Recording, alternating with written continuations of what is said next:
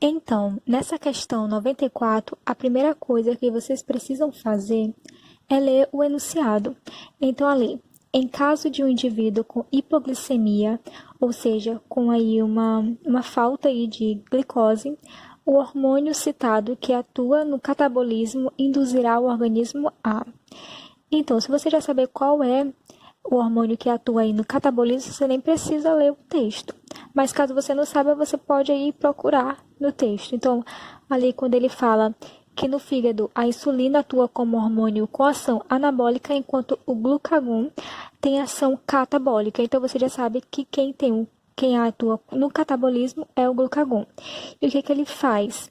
No caso de uma hipoglicemia, ou seja, você está com falta de glicose, ele vai ter que quebrar o glicogênio e que é a forma da glicose reservada. Quando está em excesso, né, a insulina vai lá e transforma em glicogênio. E aí, depois, se tiver com falta de glicose, você vai quebrar esse glicogênio para liberar então as glicoses. E aí é o que está escrito na letra E, estimular a utilização do glicogênio, que vai ser a reserva que tem a glicose. Na questão 96, pergunta assim: esses ácidos atuam no processo de modo A. Então, primeiramente, vocês precisam saber quais ácidos, né, a questão está tratando. Então, pela leitura do texto, tem assim: para serem absorvidos pelas células do intestino humano, os lipídios ingeridos precisam ser primeiramente emulsificados. Nessa etapa da digestão, torna-se necessária a ação dos ácidos biliares. Então, são esses ácidos que a questão está falando, visto que os lipídios apresentam uma natureza apolar e são insolúveis em água. Então, esse final aí, ele vai dar aí uma clareada, né, para você saber mais ou menos por onde ir, qual caminho seguir. Como ele já está falando para você que os lipídios, eles têm uma natureza apolar e justamente eles são insolúveis em água, então você já sabe que os lipídios eles não vão ser degradados pela água. Então aí você vai ter que buscar uma alternativa de fazer com que esses lipídios sejam absorvidos pelo organismo. E para isso você vai precisar aí dos ácidos biliares, que eles vão servir como um detergente. Assim como quando você está limpando uma gordura que está aí no prato. E você sabe que se você colocar só a água, não vai conseguir retirar essa gordura. Então você precisa usar o quê? Um detergente ou também um sabão, que ele vai conseguir fazer com que ele vai conseguir retirar essa gordura aí, já que ele consegue se misturar a gordura.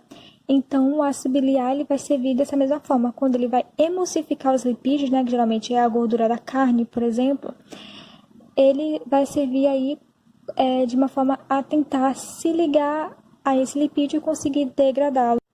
Na questão 106, tem aí esse gráfico aí, parece ser muito assustador, né, pelo tamanho, mas aí pela leitura percebe-se que é uma questão bem fácil. Então, ali pela pergunta, em populações de quais localidades se observa um processo de especiação evidente? Então, você primeiro precisa saber o que é uma especiação evidente. A especiação é quando ocorre duas espécies, né, na verdade, dois animais que eles são da mesma espécie. E como é que eles são classificados como a mesma espécie? O principal é quando você consegue ter dois descendentes, né, você consegue ter o macho e a fêmea, eles conseguem se cruzar e formar descendentes férteis, ou seja, você conseguir prolongar aí essa espécie, você conseguir formar outros descendentes e continuar esse fluxo gênico. No caso, quando ocorre o processo de especiação é quando você não consegue mais ter indivíduos fêmeas e machos se cruzando e formando descendentes férteis. Então, aí é porque vamos dizer que tem duas espécies diferentes. E aí, pelo gráfico, você tem aqui a linha tracejada e a linha contínua. A linha contínua é quando tem uma polinização induzida bem-sucedida, ou seja, está formando aí descendentes férteis, ou seja, são indivíduos da mesma espécie. E quando está tendo o tracejado, é uma polinização induzida inviável ou nula, ou seja, não está tendo descendentes férteis. Então, é justamente nesse processo aí, quando tiver tracejado, tanto de um lado quanto para o outro, você está tendo uma especiação. E aí é só procurar onde tem dois tracinhos de indo e de vindo tracejado, que é justamente nesse Marambaia e Alcobaça, e também entre Itirapina e Peti, que você encontra na letra D. Na questão 110, né, ela fala sobre aí os conceitos iniciais da genética. Então tem aí, cientificamente esse conceito é definido como, então tem que saber que conceito. Então ali, o estudante relatou que o mapeamento do DNA da cevada foi quase todo concluído e seu código genético desvendado. Chamou a atenção para o número de genes que compõem esse código genético e que a semente da cevada, apesar de pequena, possui um genoma mais complexo que o humano, sendo boa parte desse código constituída de sequências repetidas. Nesse contexto, o conceito de código genético, então esse é o conceito de código genético, está abordado de forma equivocada.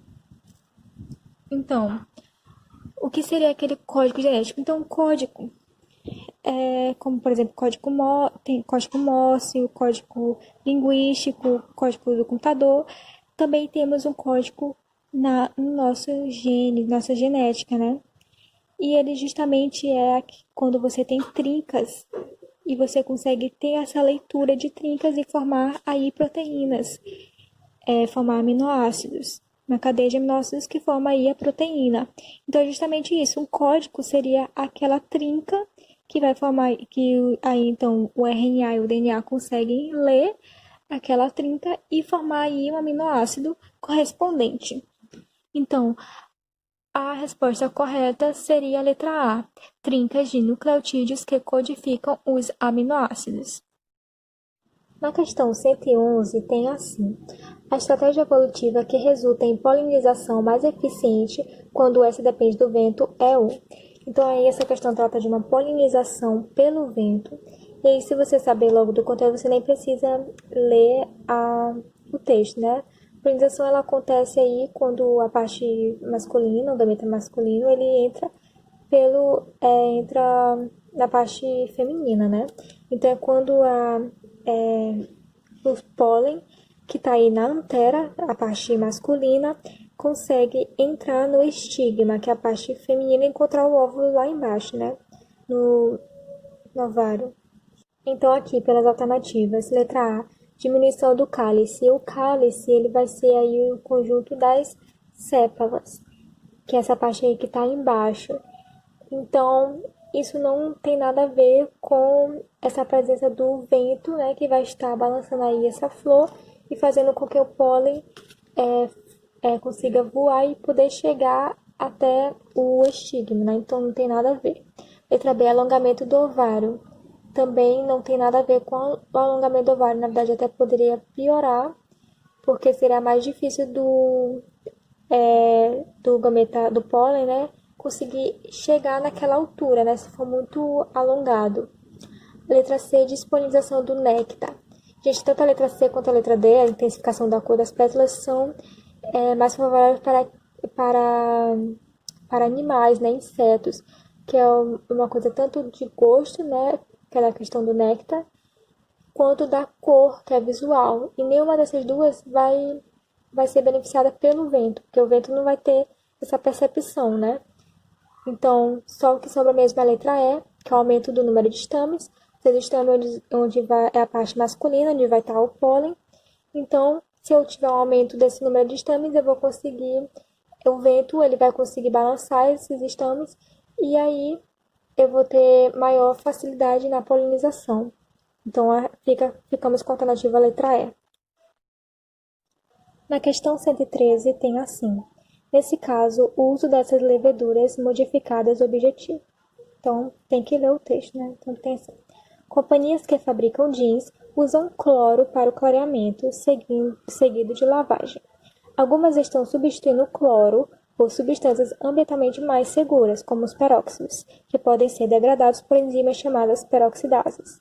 Pensando nisso, pesquisadores que inseriram genes codificadores de peroxidases em leveduras cultivadas nas condições de clareamento e lavagem dos jeans e selecionaram as sobreviventes para a produção dessas enzimas. Então, o que acontece? Antigamente, você fazia o clareamento do jeans utilizando cloro, mas o cloro aí ele é uma substância tóxica, né? Então, não é muito bom utilizar o cloro. Então, eles fizeram a substituição pelo peróxido. Só que o peróxido também não é muito bom para o ambiente, então, mas como ele consegue ser biologicamente degradável pelas peroxidases, então ele é melhor. E aí, para poder produzir essas peroxidases que vão degradar os peróxidos, eles precisam das leveduras, né? Cultivar essas leveduras que consigam produzir essas peroxidases, né? Pela uso dos transgênicos, né? Pelos genes codificadores ali que ele colocou, ele consegue fazer com que essa levedura consiga fazer a peroxidase e aí você eliminar substâncias mentalmente mais seguras. Então ele fala assim, nesse caso, o uso dessas leveduras modificadas objetiva. Então o que é objetiva? Letra A, reduzir a quantidade de resíduos tóxicos nos efluentes da lavagem. Então é justamente isso. A letra B, eliminar a necessidade de tratamento da água consumida. Na verdade, A vai sim precisar do tratamento, independentemente disso. Mas é porque eu vou só reduzir, né? Não vou totalmente acabar. Até porque também essa água também ela pode ser suja por outros processos, né? Letra C, elevar a capacidade de clareamento dos jeans, não necessariamente. Eles não falam nada sobre a questão de melhorar o clareamento, elevar a capacidade, então a gente não pode fazer essa interpretação. Letra D, aumentar a resistência dos jeans a peróxidos, também não está tendo uma resistência maior. E letra E, associar ação bactericida ao clareamento. Daí ele não está falando nada sobre bactéria, então eu também não posso marcar a alternativa letra E. Então sobra aí mesmo só a letra A.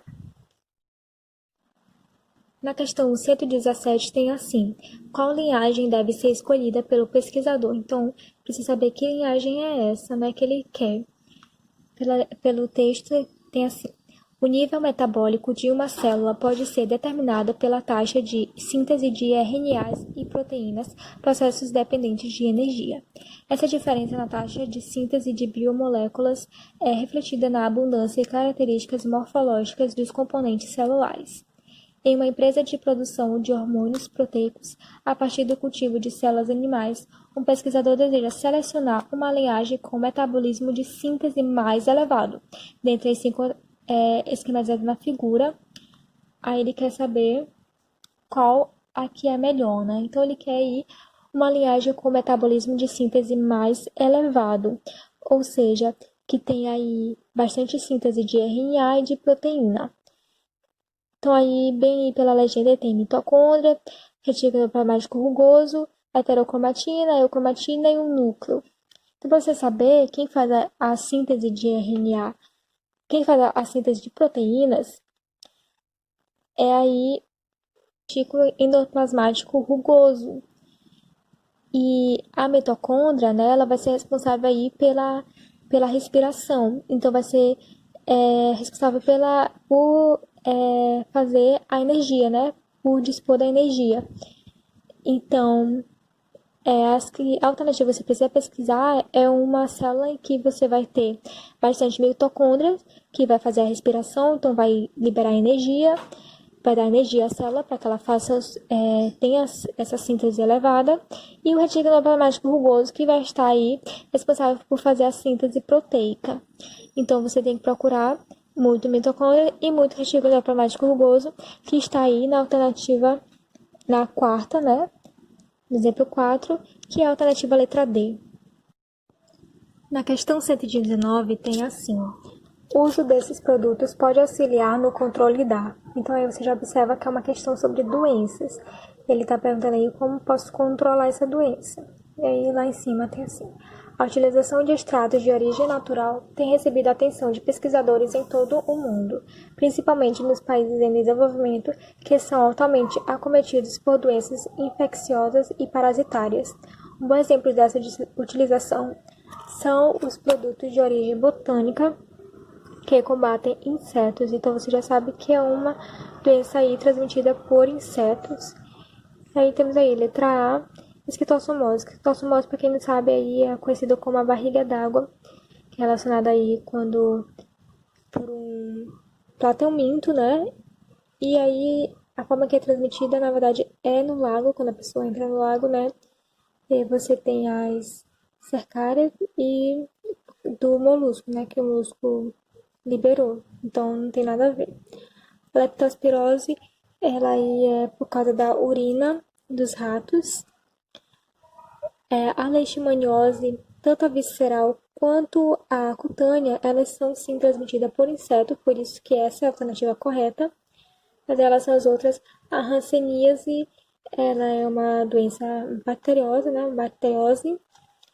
E ela é transmitida de pessoa para pessoa, então não tem a presença aí do inseto. E a AIDS também não tem a presença do inseto, é uma doença aí sexualmente transmitível. Então é uma DST, e aí fica por último, né, que sobrou é a leishmaniose, que é a correta. A questão 123 é uma questão aí que ela fala sobre uma troca de energia, né? Então poderia estar associada a questão aí, tanto de física quanto de química, mas eu coloquei aí como a de biologia, porque se você reparar, é um processo de fotossíntese. Então tem ali, nesse ciclo, a formação de combustíveis está vinculada à conversão de energia. Aí tem ali, as células dos organismos precisam realizar trabalho para permanecerem vivos e se reproduzirem. A energia metabólica necessária para a realização desse trabalho é oriunda da oxidação de combustíveis gerados no ciclo do carbono, por meio de processos capazes de interconverter diferentes formas de energia. Então, justamente, a, a fotossíntese é justamente você pegar aí o gás carbônico mais a água e formar aí a glicose mais o oxigênio. E essa glicose aí, no caso, está sendo produzida por combustíveis reduzidos, que são hidrocarbonetos, né? E aí você tem, nesse a formação de combustíveis está vinculada à conversão de quê? Então, como eu estou produzindo aí os combustíveis reduzidos, ou também a glicose, ou em geral, hidrocarbonetos, eu tenho um processo aí de fotossíntese, que é justamente eu vou pegar a energia eletromagnética, que é a energia solar, a luz solar, que vai fazer então essa reação química e formar os combustíveis. Então, justamente é o que tem escrito na letra E, eletromagnética em química, que a luz vai gerar aí essa energia que vai dar energia suficiente para fazer a formação do combustível, fazer essa reação. Na questão 127 tem assim: a progenie S1 recebeu o pólen de qual doadora? Estou ali lendo. Considerem o fragmento ambiental uma árvore matriz com frutos M, então ela aí vai ser considerada aí como a nossa mãe, e outras 5 que produziram flores e são apenas doadores de pólen, então isso aí é como se fosse pai. Foi excluída a capacidade de autopolinização das árvores. Os genótipos da matriz da semente S1 e das prováveis fontes de pólen foram obtidos pela análise de 2 locos, loco A e B, de marcadores de DNA conforme a figura. Então aí você tem do lado da esquerda para a direita a mãe, no caso o S1 seria como se fosse o filho, né, o fruto, e os DPs que tem aí são os possíveis pais, possíveis doadores de pólen. Então aí você vai ter que fazer aquela análise. Então no alelo 1, você está vendo que o S1 ele é preto, então você tem que e no M também já é preto, então você pode encontrar tanto branco quanto vazio quanto totalmente preto. Então até aí você não vai poder eliminar nada. Já no alelo 2, você tem preto e a mãe é branca, então você precisa encontrar um pai que também seja preto, porque não é possível formar no S1 preto se nem o pai nem a mãe tiveram. Então você já exclui o DP1, o DP3 e o DP4, então vai só ficar só o DP2 e o DP5.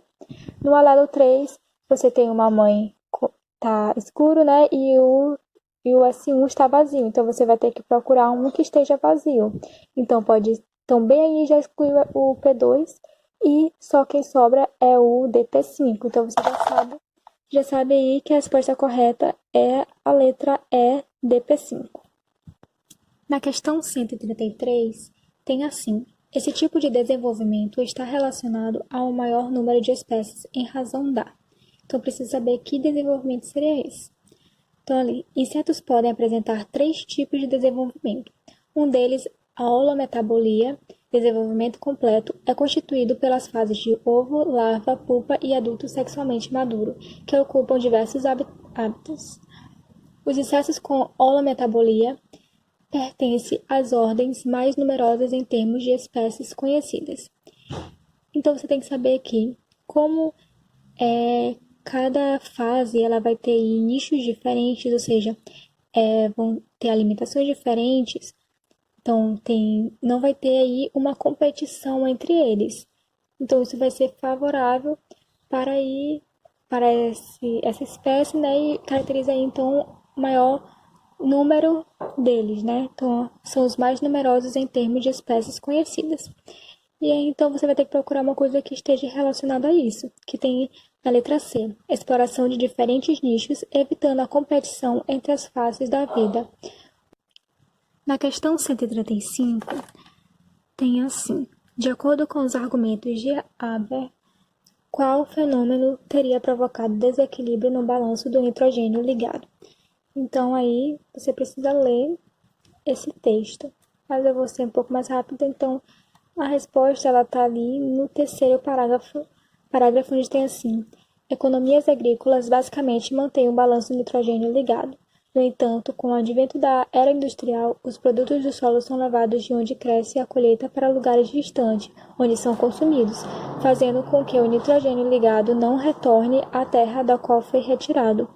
Ou seja, antigamente, antes aí da era industrial, você plantava e você colhia no mesmo local. Então, quando você colhia, essa planta ainda conseguia ter o nitrogênio naquele solo, ele ainda conseguia ficar no solo e torná-lo fértil, né? Não teria aí um desequilíbrio nesse solo. Mas como agora eu planto nesse solo e depois eu retiro ele para levar para outro lugar, para ser consumido em outro local, eu não retorno mais essa planta, né, esse produto para o solo, ou seja, vai ficar aí com uma perda de nitrogênio, então vai ficar um solo infértil.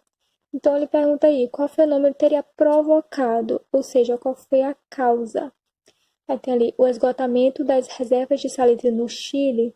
Não, na verdade, essa questão das reservas salitre do Chile foi uma maneira que eles buscaram de reverter esse quadro, né, desse equilíbrio no balanço de nitrogênio. Então, não seria uma causa em si, já uma alternativa para tentar diminuir esse desequilíbrio.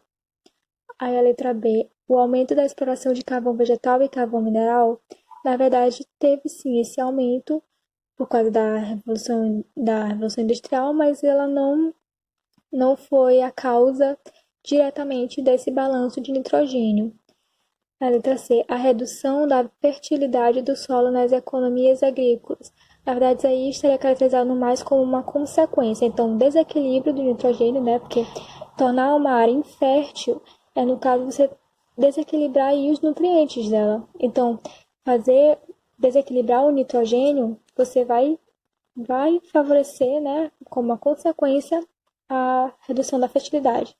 Letra D, a intensificação do fluxo de pessoas do campo para as cidades. Então, essa está correta, porque como eu transfiro as pessoas do campo para as cidades, então agora eu vou também deslocar o meu local de consumo. Então, eu também vou transportar agora essas plantas, esses produtos para as cidades, e ela não vai mais recompor o solo lá do campo. E a letra E, a necessidade das plantas de absorverem sais de nitrogênio disponíveis no solo. Também não tem nada a ver. Porque, na verdade, essas plantas elas já tinham essa necessidade de absorver esses sais, só que agora vai ter um desequilíbrio. Então, ela vai continuar. Essa necessidade ela já tinha antes e depois do desequilíbrio. Então, não tem nada a ver.